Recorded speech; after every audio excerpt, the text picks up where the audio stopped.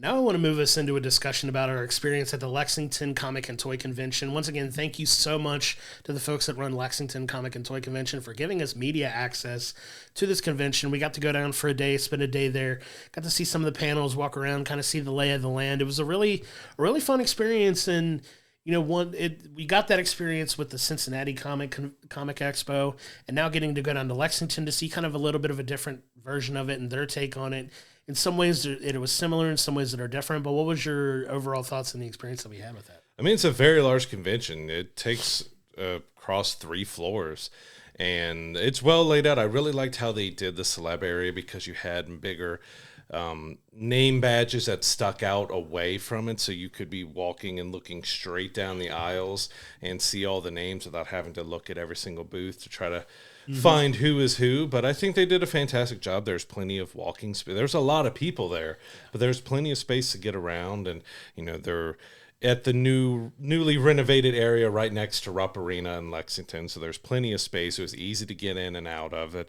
Didn't have a lot of, but it was a lot of fun. Like, I really enjoyed the panels we got to sit on, because I'll go ahead and jump right into the Jason Isaacs panel that we sat in and be able to see, because most everybody knows him as Lucius Malfoy from Harry Potter, but he's in the White Lotus, which he's been being talked about a lot for White Lotus right now because of what he bears in that show and everything else. So, but he's done a ton of different stuff, but it was really interesting to see his personality because we hadn't met him or anything. And he was at the Cincy Comic Expo, but I think our schedules when we were trying to talk with different celebrities and do different panels didn't really line up. So we were able to sit in here to listen to him speak, and he was actually really hysterical. I did not expect him to be as funny as he was, because he just opened up talking about, we're all just idiots. There's nothing special about us actors and stuff. We're all just idiots and stuff. You could ask me all this stuff, and I don't know. I'm just an idiot. Like, I don't know that stuff. And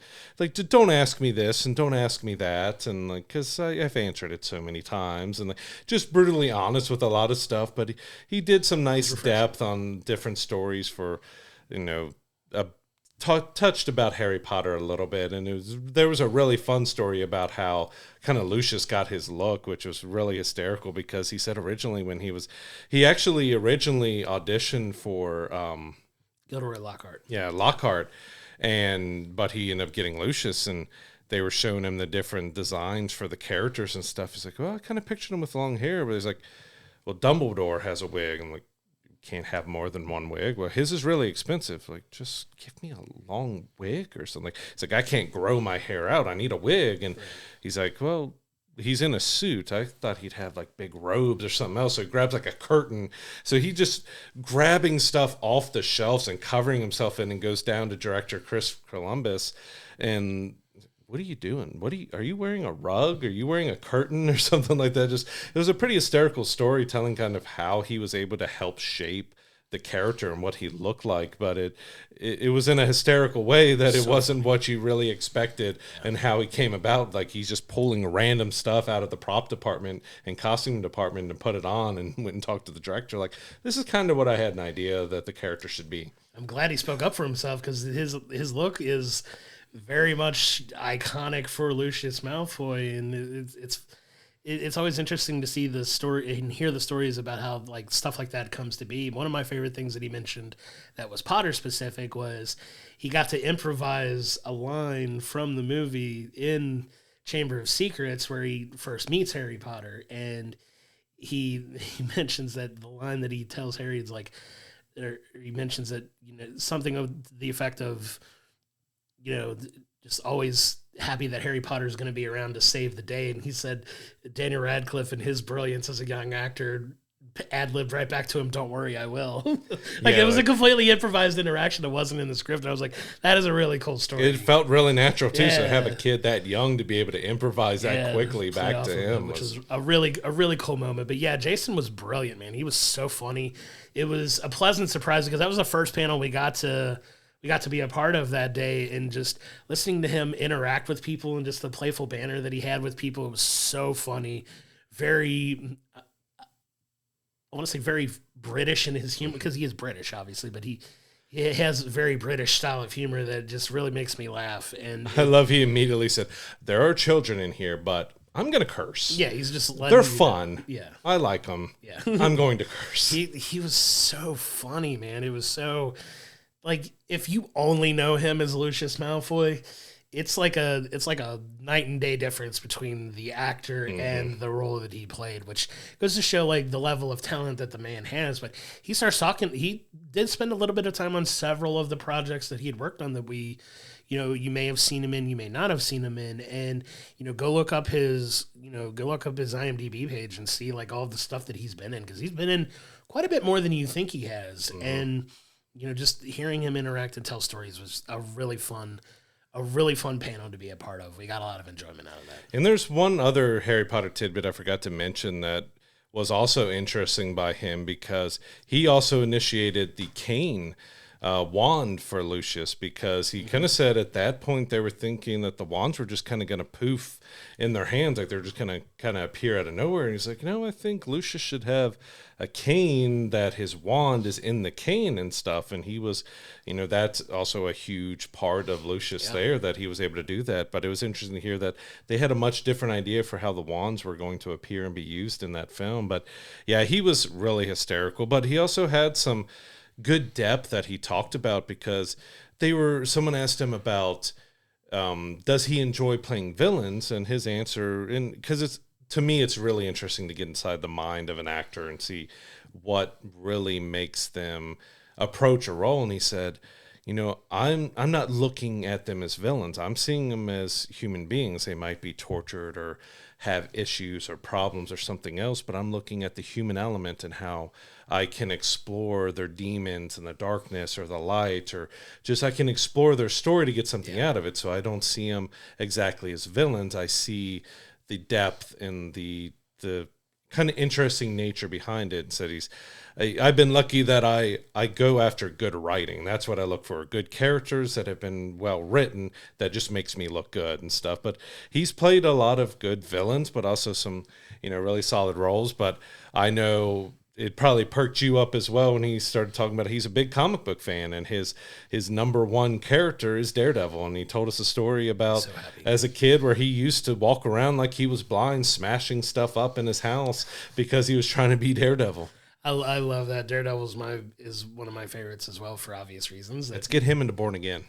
Please, for the love of God, get him in the show. But he mentions that he is friends with Charlie Cox, so that's pretty cool. But he was just a breath of fresh air, man. It was such a fun panel to be a part of. He talked, like I said, about so many different projects he was in. Star Wars Rebels is another one that you and I both love, that he did some voices in that as well. He even said, he's like, don't ask me about that kind of stuff because I don't remember it. Right. He was very blunt about it, too. It was so fun because he was just like, don't ask me about this. Don't ask me about who I like to work with and who I didn't like to work with, because I'm gonna give you the easy answer every time. I love them all. But it was just like, even if they're idiots. He's like, I've worked with some real jerks and people don't like, but I'm not going to say their name. Yeah, he was very diplomatic about it in a very funny kind of de-arming kind of way. But he was a lot of fun to get to. But that wasn't the only panel that we got to, for that day. Our next panel took us down the hall a little bit, but we got to sit in with the legendary WWE tag team, the Hardy Boys. They did a Q&A. As a wrestling fan, I appreciate you giving me the time and space to go attend that. But we got to hear some fun stories from Matt and Jeff, too. It was almost exclusively a Q&A panel where fans just got to come in and ask them a bunch of questions they always wanted to ask them. But in typical Matt and Jeff fashion, they're very entertaining, very personable guys, and that was another really fun panel to be a part of. And it's interesting to see, especially since, I was into wrestling when they were around with Edge and Christian and, the Hardy Boys and The Rock, and when they were all kind of starting in the Attitude Era. So, I was a part of their journey. So it was interesting to see them as the human beings, especially because I haven't been fully into wrestling a lot lately. And so the broken Matt Hardy that I've seen him and seeing some over top with that, and then seeing him just sit in the panel and being normal, and it's like, okay. He does a decent job of delete and being, broken Matt Hardy, because he just gets to be so over the top. And they told us some fun stories about how he came up with that. Like, he told nobody what he was going to do when he created Broken Matt Hardy, because it's like, well, we're going to set this up like you're going to knock me through some tables or something, and we're going to play it off like I got brain damage or something that's going to create this and that. And no one knew the voice he was going to do, the way he was going to speak, or anything else. Not even his wife. It was pretty not even his wife. So he said it was a surprise to everybody when he broke that character out. Yeah, but he talked about like the different inspirations behind it, which if you've listened to any of his podcasts, like he's gone and done in-depth, gone in depth to the methodology behind the character. He gave us a little bit of a glimpse of that too, but he did spend a lot of time, they did get a lot of questions. I got to ask them both a question. I asked them about what they like to do in their downtime when they're not wrestling, because they're still very busy. They've been in the wrestling business for over 30 years now. And, like they're still going. They're still, the TNA tag team champions. They've just had a recent couple run-ins in the WWE. Now the WWE and TNA are kind of working together. They've had some crossover there. But, they're still going. So AEW stuff as well that they're doing? Like they were in AEW for a hot minute after they left WWE when they came back. It's a whole long list. If there's been a wrestling organization out there, more than likely the Hardys have been in it. They've been there. They call themselves the greatest tag team in all of time and space, which is a lot of fun. But they show up everywhere. But they're still very much active, very much on the road.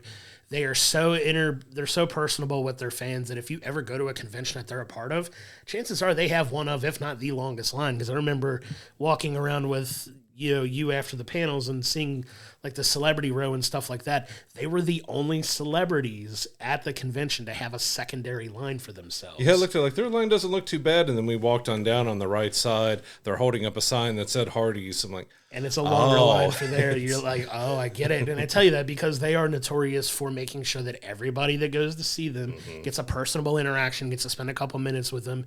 They are notorious for staying well after their time allotted for those signings are to make sure everybody that's in line gets to have that interaction with them. They're one of the most popular tag teams of all time. But they got to tell some really funny WWE stories, some funny other wrestling stories as well. Like a lot of people know them mostly from their time in WWE, obviously, because it is, the biggest wrestling organization in the world. A lot of fun stories talking about some stuff like that. They got to talk about some of their music tastes as well. Jeff's notorious for being a musician as well, but Matt talked about his love for Public Enemy, for hip-hop, for stuff like that. Got to talk about his family. Just a really cool panel to sit in and be a part of for sure. And they had a crazy week coming up. They told us, like, yeah, we leave from here and we go home for a day and then we fly over here. Then we have another event. We go over here. Then we have another event. We go, like, they had like 6 events in 7 days or something to get to. So, like, they had their schedule extremely busy schedule outside of the cons, like actually wrestling events they had to go to. Yeah, their schedule was crazy because when they had the panel Sunday, they flew home Monday. On Tuesday, they were in New York at the theater at Madison Square Garden wrestling on WWE NXT television. Then they had to go, and they were a part of TNA just had a pay-per-view Friday night, and then wrestling tapings on Saturday. So they had, television tapings and a convention appearance that was tied to that over the weekend as well that they spent more time doing autographs.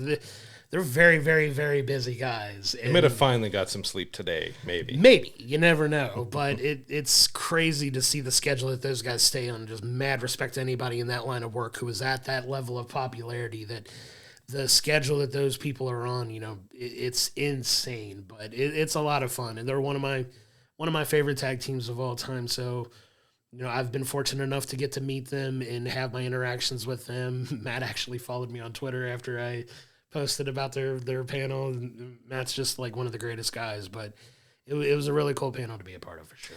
Yeah, and we left that and we went over to the Twilight panel. So there was a Twilight reunion that happened at the Lexington Convention here. So we had Maggie Grace and we had Jackson Rathbone and Peter Facinelli, quite a lot of the cast other than, Kellen Lutz, other than the main 2 stars and stuff. And they were, kind of open and honest about everything. They talked about how ridiculous it was doing the running scenes where they're running on treadmills and how they hated that, but also talked about they would love to see their characters get more of the depth from the stories, get more of their backstories and everything. And Jackson Rathbone was the, hilarious comedic backbone to all of that. He was just so hysterical with everything he said, but he also came with kind of the best moment of that panel to me, because there was a gentleman who said he's auditioning for Romeo and Juliet and asked for some pointers on someone who's trying to do. And I think Maggie Grace brought up watch the original back in, I think, the 1960s or 1930s version, and others were kind of making jokes, as most of the panels are trying to have fun and do stuff with. And Jackson just came out, you've just got to, just came with such, I was expecting a joke, but he came out with such depth of just, focus and hone on your craft and just look at these characters that they were just these star-crossed lovers and all that, like just went into this deep emotional really cool. talk about it to give him some really good advice on what it took, because the others were, they just watch this or do this or have fun with it and all that and good luck, but he went full out there that I did not expect. The really cool. the gravitas of the information that he gave him was really, I think, should be really beneficial to him.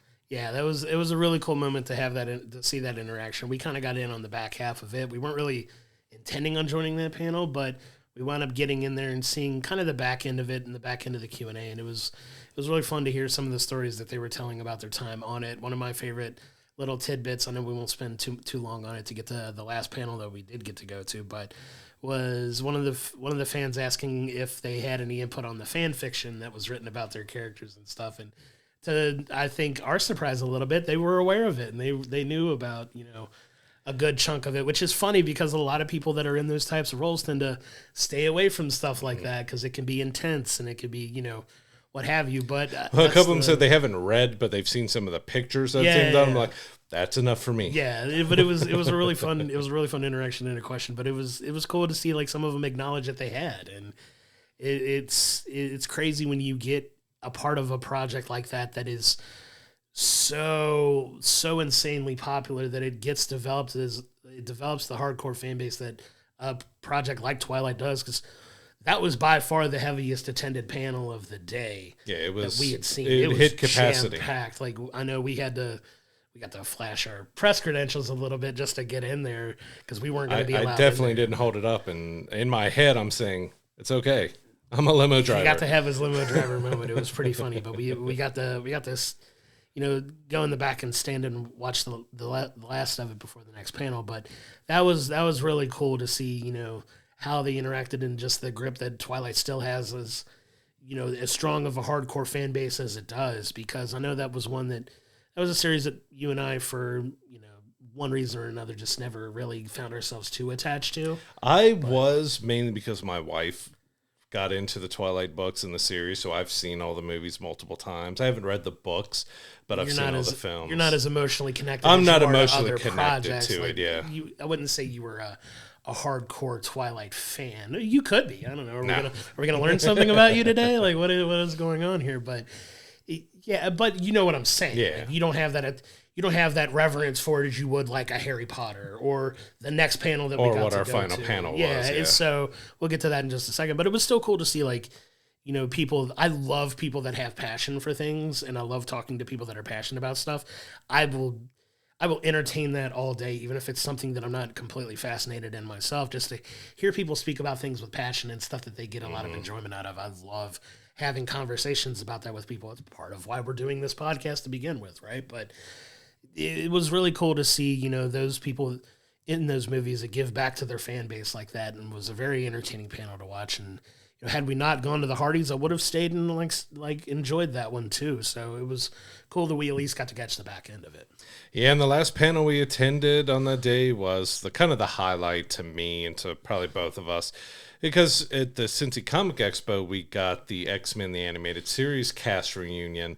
Well, here they were able to get the 1990 or 1989 Teenage Mutant Ninja Turtles cast. So we got the 4 original Turtles and the original April O'Neil doing a reunion. So cool. So probably the biggest name out of all of them is Rob Paulsen. I mean, if you grew up in the 90s, you know, Yakko Warner, Pinky from Pinky and the Brain, he did so many like iconic voices, and just to see still and hear active. Him and still active, and he was really funny, but he also had some touching, humble moments about the harsh reality of being a voice actor and stuff. Like you're just lucky and grateful to keep working and getting jobs, because it can be very few and far between. And he's actually one of the few, if not the only one of the turtle voice actors that have played 2 different turtles, because he originally was Raph and he returned to be Donatello in one of the later series here in the past, about 10, 15 years. But it's just really great to see them talk about their love of the turtles and what they enjoyed about it, but also gave us a few different stories that we didn't expect to hear on kind of the hardships about being a voice actor and working on that show. Yeah, hearing their experience about the show, and you know, their love for it, their reverence for it, because several of them have gone on to do a lot of other, you know, notable voice work, obviously.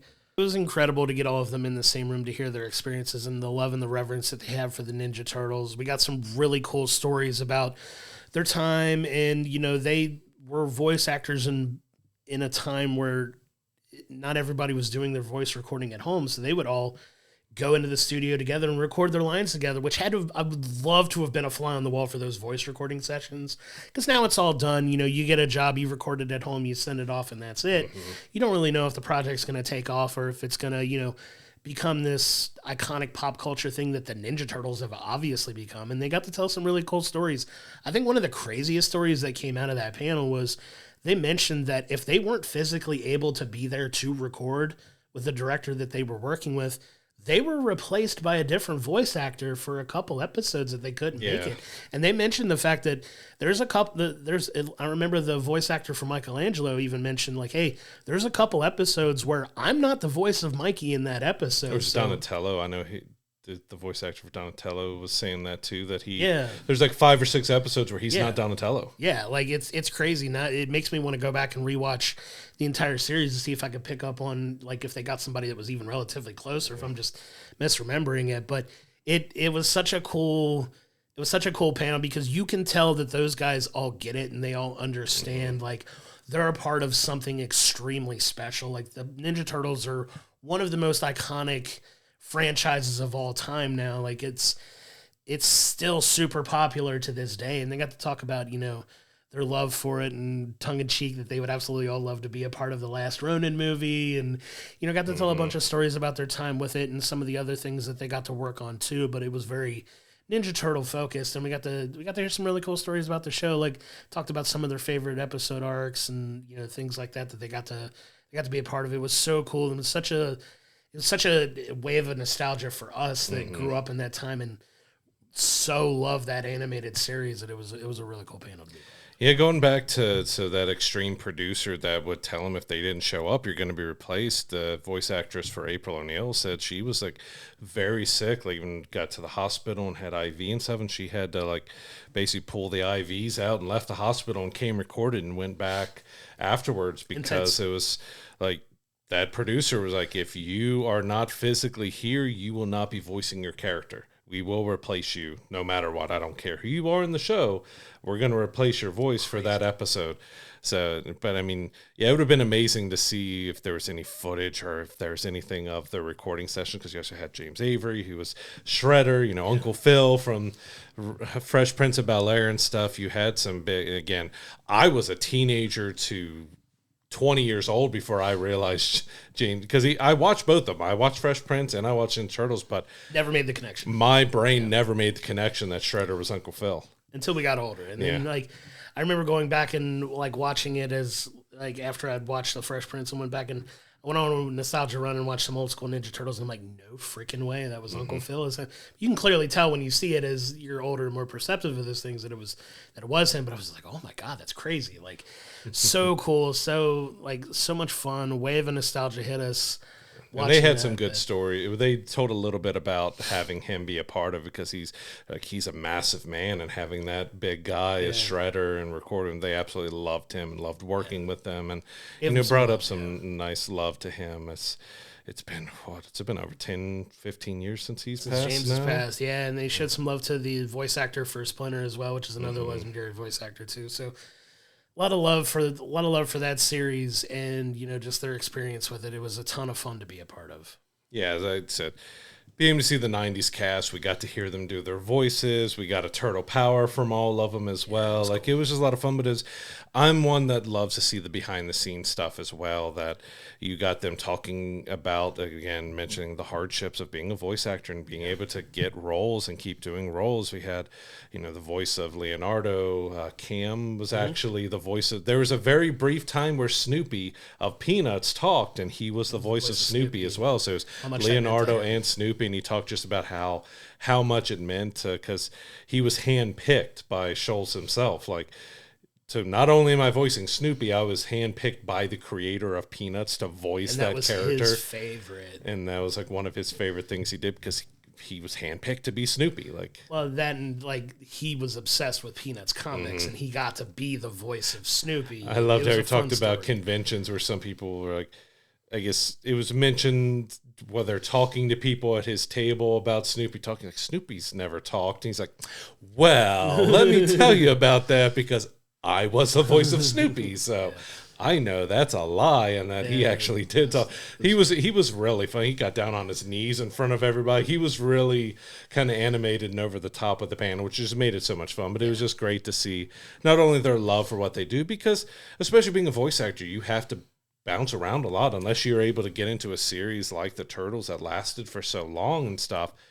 You can bounce around between trying to find jobs, and they were very grateful because I remember Rob Paulson saying very emotionally saying that we really wouldn't have careers or have a lot of stuff that we have if it wasn't for you. Like, you can applaud us and thank us for your childhood, but we thank you because you're the ones that made it happen, because you tuned in, you bought the toys, you followed and paid attention. You gave us those jobs that lasted for many years. Like, we're grateful for you all to helping and supporting the show. It was really cool to see because you can get blinded by a lot of people, even some voice actors that you've seen in 100 different things, but they're probably the hardest working and struggling actors out there because they may get an episode on this show or 2 episodes on another show or 3 episodes or a season here or there, but they've got to bounce around a lot, and all the voices that they end up doing of having that repertoire. Like, I was very grateful to be able to go and talk to Billy West, which was really fantastic. If you don't know his name, you know his voice because 100%. He is like 3,000 voices on Futurama,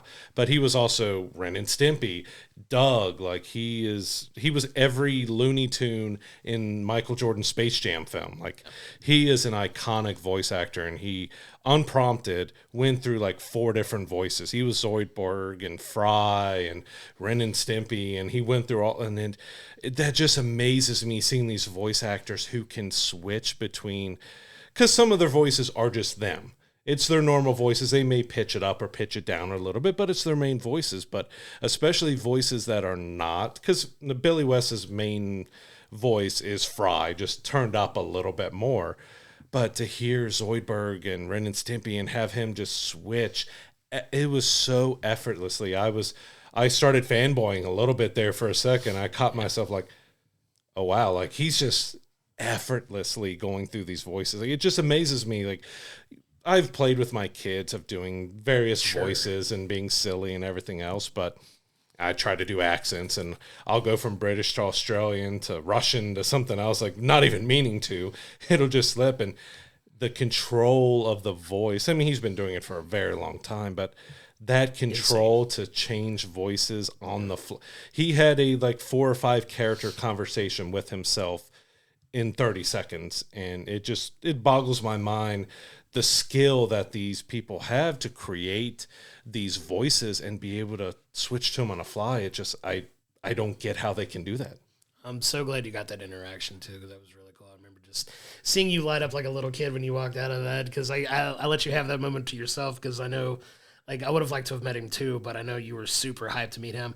I got to meet Cal Mitchell, who, is notorious for playing, Ed and Good Burger, and was on all that, and just in like another staple of our childhood was all that, which is like SNL for kids. It was so much fun. I love that show back in the day. He was doing